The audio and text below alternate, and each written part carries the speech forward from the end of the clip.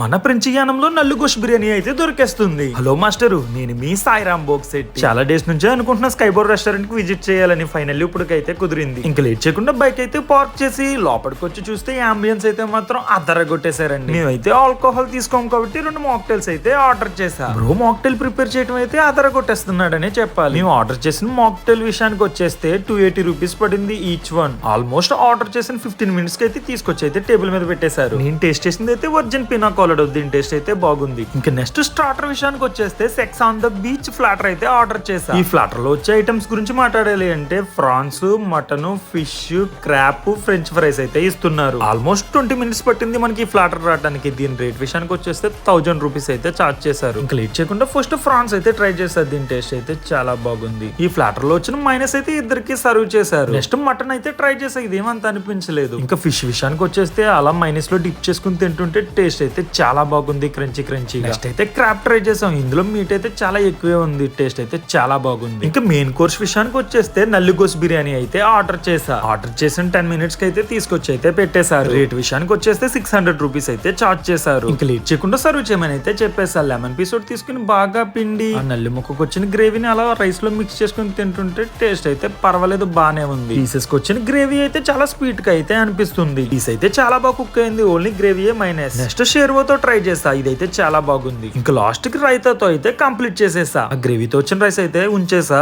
Overall గా bill విషయానికి వచ్చేస్తే మాకు అరౌండ్ 2300 రూపీస్ అయితే అయింది. మీరు కానీ ఎప్పుడన్నా ట్రై చేస్తే ఎలా అనిపించిందో కింద కామెంట్ చేయండి.